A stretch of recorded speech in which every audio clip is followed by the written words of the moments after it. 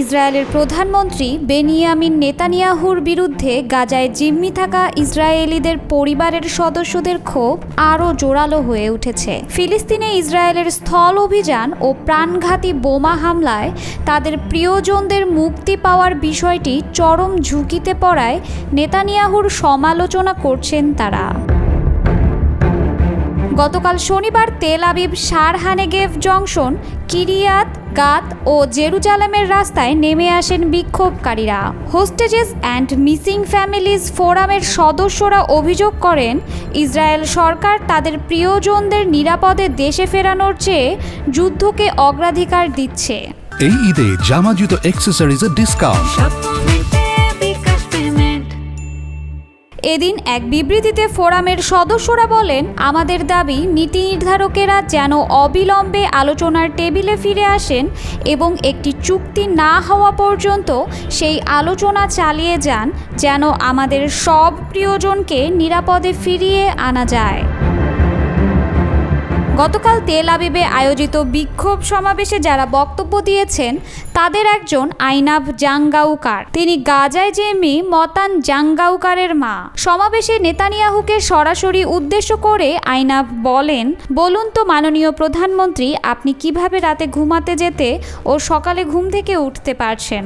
আপনি 58 জন জিম্মিকে অবহেলায় ফেলে রেখেছেন, এমনটা জেনেও কিভাবে আয়নায় নিজের চেহারাটা দেখেন?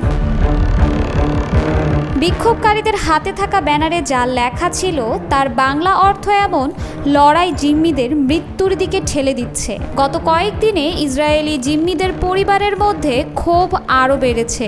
বিশেষ করে নেতানিয়াহু দেশটির আভ্যন্তরীণ গোয়েন্দা সংস্থা শিনবেতের নতুন প্রধান হিসাবে মেজর জেনারেল ডেভিড জিনিকে মনোনীত করায় তারা ক্ষুব্ধ হয়েছেন। ইসরায়েলের চ্যানেল 12-এর প্রতিবেদনে বলা হয়, ডেভিড জিনি জিম্মি মুক্ত সংক্রান্ত যে কোনো চুক্তির বিরোধিতা করেছেন। ইসরায়েলি সেনা কর্মকর্তাদের সঙ্গে এক বৈঠকে তিনি বলেছেন, আমি জিম্মি মুক্তি চুক্তির বিপক্ষে। গাজা যুদ্ধ একটি চিরন্তন যুদ্ধ। শুক্রবার এক বিবৃতিতে ফোরাম বলেছে, অপহৃত ব্যক্তিদের পরিবার মেজর জেনারেল জিনির বক্তব্যে ক্ষুব্ধ। যদি তার বক্তব্য সত্য হয় তবে এটি অত্যন্ত উদ্বেগের ও নিন্দনীয়, কারণ এমন একজন ব্যক্তি কথাগুলো বলেছেন যিনি অপহৃত পুরুষ ও নারীদের ভাগ্য নির্ধারণ করবেন। সংগঠনটি আরও বলেছে, অপহৃত ব্যক্তিদের উদ্ধারের চেয়ে নেতানিয়াহু যুদ্ধকে অগ্রাধিকার দিচ্ছেন এমন এক ব্যক্তিকে শিনবেতের প্রধান নিয়োগ দেওয়ার মানে পুরো ইসরায়েল জাতির সঙ্গে অন্যায় ও এক ধরনের অপরাধ সংগঠন করা। জর্ডানের আম্মান থেকে আল জাজিরার প্রতিবেদক হামদা সালাহুত বলেন, নেতানিয়াহুর নতুন নিয়োগপ্রাপ্ত ব্যক্তি গাজায় আরও সামরিক চাপ ও যুদ্ধের মাত্রা বাড়াতে চান, আর এ কারণেই তাকে বেছে নেওয়া হয়েছে।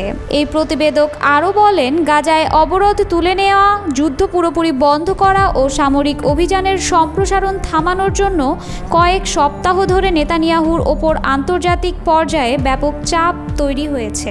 ইতোমধ্যে ইসরায়েল সেনাবাহিনী বলেছে, যেসব ব্রিগেডকে ডাকা হয়েছিল তারা এখন গাজার ভেতরে অভিযান চালাচ্ছে।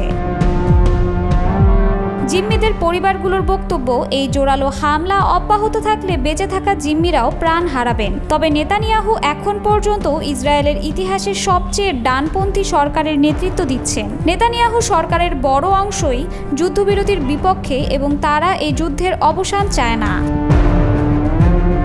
ইসরায়েলের সর্বোচ্চ আদালত বিদায়ী শিনবেত প্রধান রোনেন বারকে বরখাস্ত করার চেষ্টা অবৈধ বলে রায় দেওয়ার ঠিক একদিন পর নেতানিয়াহু মেজর জেনারেল জিনিকে সংস্থাটির প্রধান হিসেবে নিয়োগ দেওয়ার ঘোষণা দেন। আদালত বলছে, নেতানিয়াহুর বিরুদ্ধে চলমান দুর্নীতির মামলার সঙ্গে স্বার্থের সংঘাত আছে, তাই বরখাস্তের সিদ্ধান্ত আইনসিদ্ধ নয়।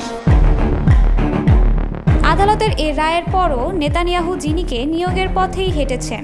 এরপর অ্যাটর্নি জেনারেল সতর্ক করে বলেন, প্রধানমন্ত্রী আইনগত পরামর্শ উপেক্ষা ও পুরো নিয়োগ প্রক্রিয়াকে কলুষিত করেছেন।